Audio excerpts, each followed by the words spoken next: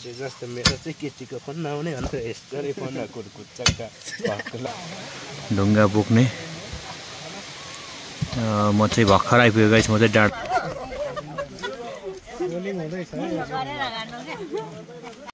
ल वेलकम मेरो न्यू ब्लगमा सम्पूर्णलाई यो चाहिँ श्रमको लागि जुटेका छौँ हामी गाउँ 1 र 2 र ढोडेनीबाट पनि 2 जना पाल्नु भएको छ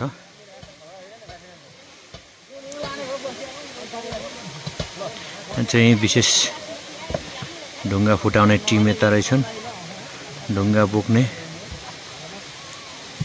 म चाहिँ भर्खर आइपुगेको गाइस म चाहिँ डाँडा गएको थिएँ त्यही भएर अब म नि यहाँ गएर ढुङ्गा बोक्नुपर्ने हुन्छ गर्दङ गर्दङ ल गाइसहरु है त अब म सुरुदेखि अन्तिमसम्मको भिडियो बनाउने कोसिस गर्नेछु अलिकको पनि गर्नुपर्ने हुन्छ गाइसहरु है त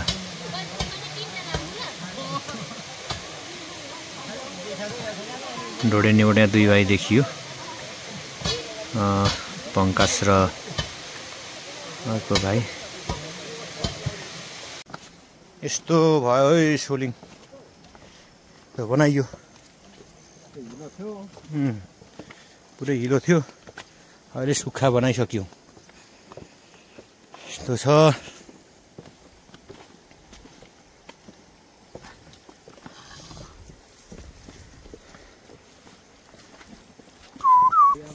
हो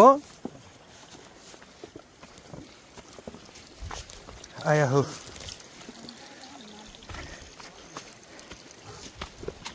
यो फाइन अरे भन्छन् यस्तो छ खै मेरो कुमारी कुमारी हो कुमारी कुमारी कुमारी कल्ले भन्यो कुमारी बिहा गरेर नाति नातिना भइसक्यो के को कुमारी ए नाम ए कुमारी होला भन्छ र नि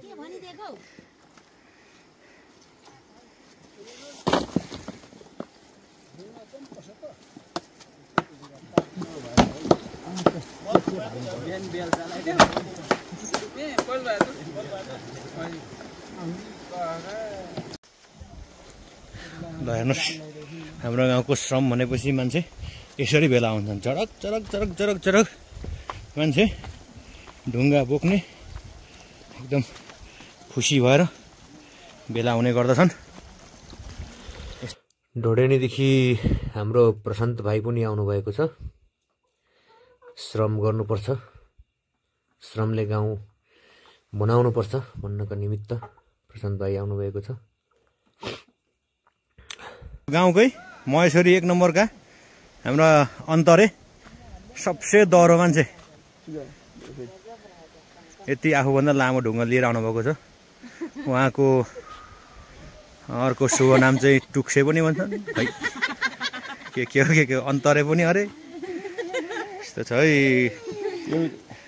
है श्रमको लागि ढुङ्गा भर्दैछु है म नि फेरि भिडियो मात्रै देख्नुहुन्छ बोक्दैन रहेछ भन्नुहुन्छ होला हेर्नु ल 4 जनाले भरे उताले पछाडिले अगाडि ल भयो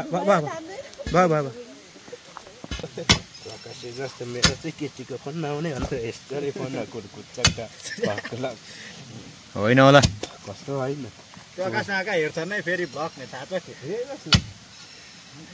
वर्षिन मित्र हो नि त मन्दा हुन्छ वर्षिन जना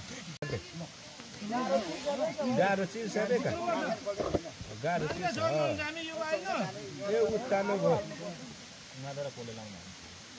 बुढा मासी छ नि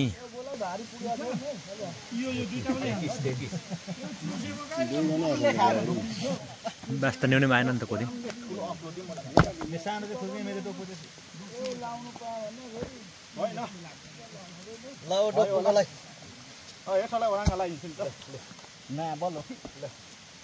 पुराना लोग कति काम भइहाल्छ भले घन नयाँ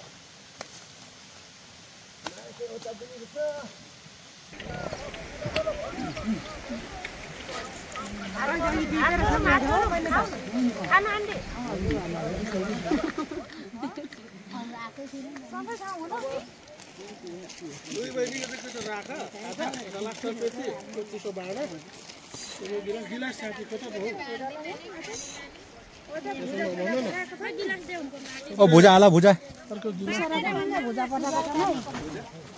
भुजा हाल भुजा हाल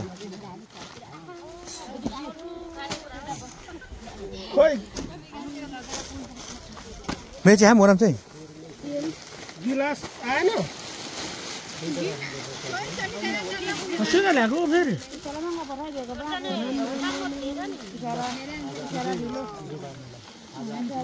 बेटा मिठाई दिनु मामा मेता त मिसाउने त निमा गरम गुडुम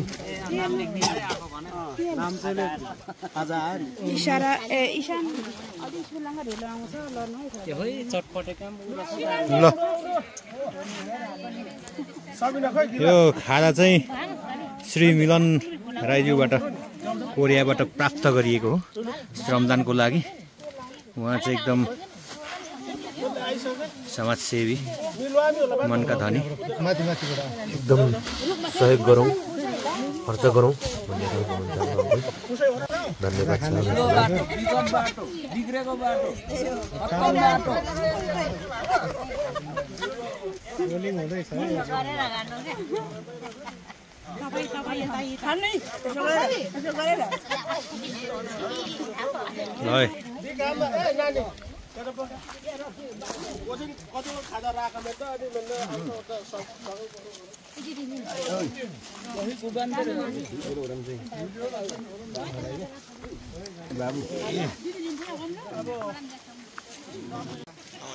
खाजा खान सक्यो। अब चाहिँ सबैको मुख बिस्तारो चल्नु थाल्यो। यसको मतलब अब सबै आउँदै गइएछ भन्ने कुरा बुझिन्छ।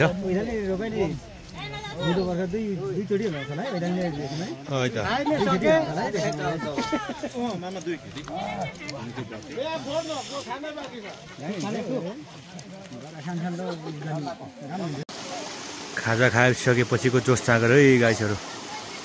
यो चाहिँ हाम्रो विशेष गरी हुँदैछ है गाइसहरू। ल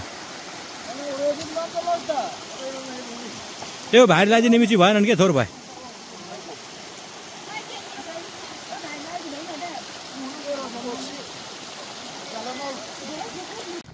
ल हाम्रो 83-84 वर्षको बुढो मान्छे यसरी खटिरहनु भएको छ। हाम्रो गाउँको पुर्खा मान्छे पनि आउनुभएको छ।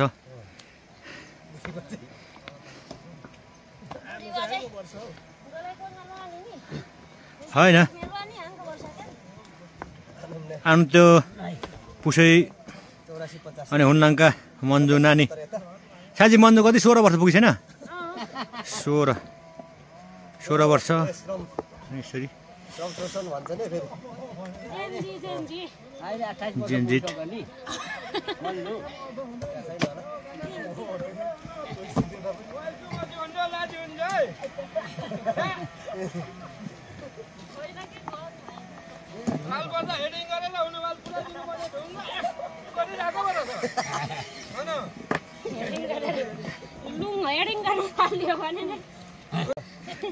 यस्तो तरुण अवस्थामा त न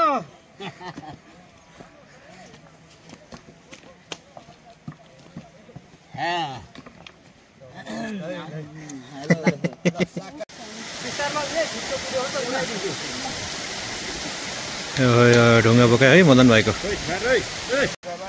अब अर्को शुक्रबार भेट्नेका बाचाका साथ अब हामी घर घर हिँडियो